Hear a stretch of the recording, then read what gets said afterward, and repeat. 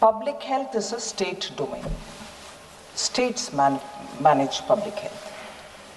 National defense is a government of India domain. In the list of businesses for center and state, it's very clearly divided. So, in this day and age, where credible defense capabilities are absolutely critical for national defense, we need to raise resources to buffer the defense requirements, also because modern conflicts are dominated by precision weapons, autonomous systems, space assets, and also cyber operations. So as it is, they are becoming capital intensive. They are becoming such in nature that unless you periodically update the technology, they are not even ready for a modern day warfare. From the ramparts of the Red Fort, Honorable Prime Minister had said, Mission Sudarshan Chakra. Mission Sudarshan Chakra means building a wall of security around the country's key locations. So now the warfare is not just in the borders. Key locations will have also got to be protected. Industrial and public sector undertakings are all heavily invested in. We need to protect them. So the enemy should not be given any chance to penetrate. If the enemy does, our Sudarshan Chakra will destroy them. That's the capability we want to bring in. Now, during Operation Sindoor, sir, you will be aware how our three services worked together using signals, drones, and all kinds of digital technological advances that we have. We neutralized the targets without our troops even crossing the border. And without one civilian casualty, because of our acts, no civilian casualty here and even across the border. So the humanitarian line was also very clear.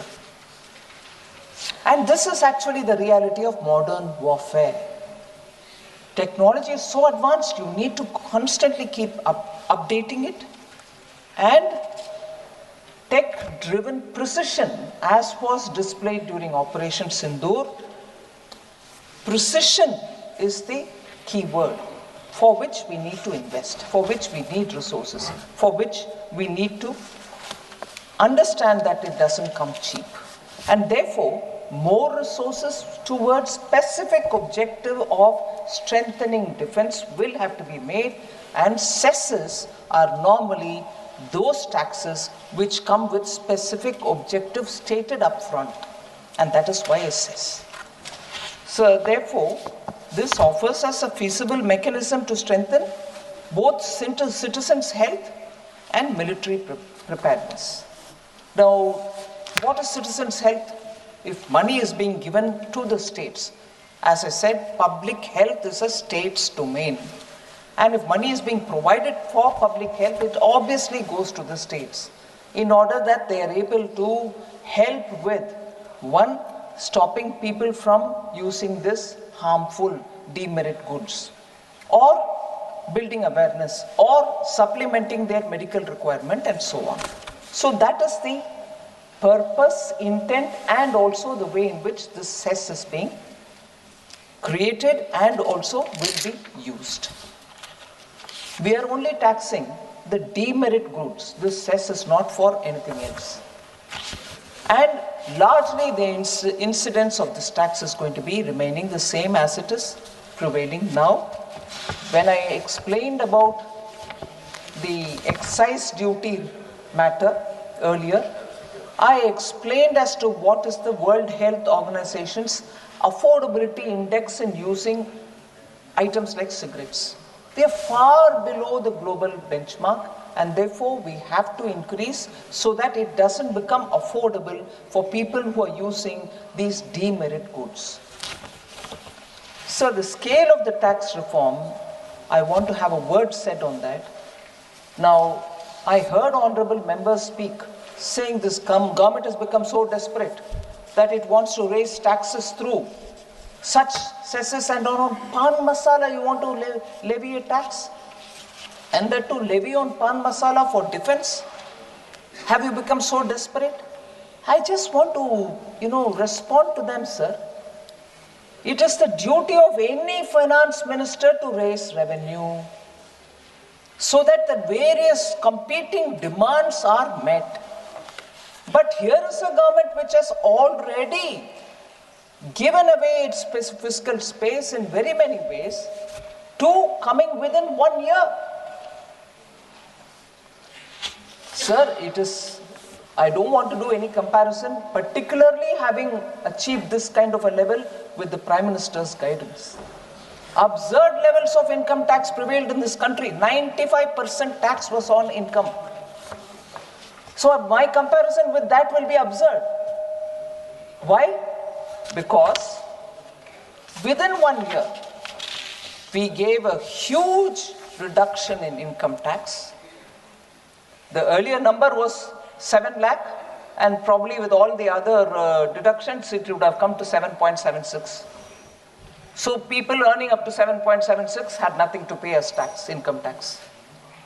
And there were a lot of speculation saying we'll probably go up to 8, 9, 10. We went up to 12. And today probably even 12.26 lakh tak you have no tax to pay. That is on the one hand.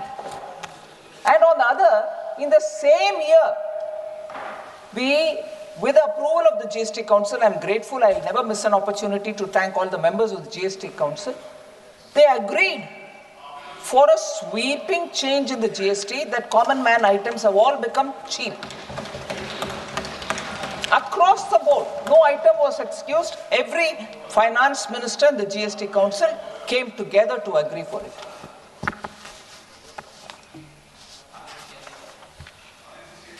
Suniya, please. So, that income tax, 12 lakh tak no tax, actually has left 1 lakh crore in the hands of our people.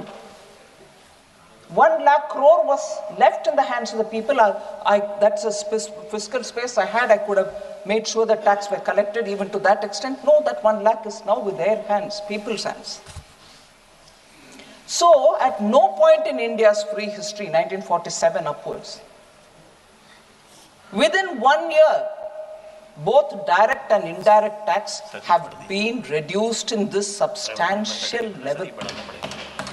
And I'm happy to stand here to say I had the fullest guidance and support of Honorable Prime Minister that we were able to do it. Now, at this time, when we are bringing a cess on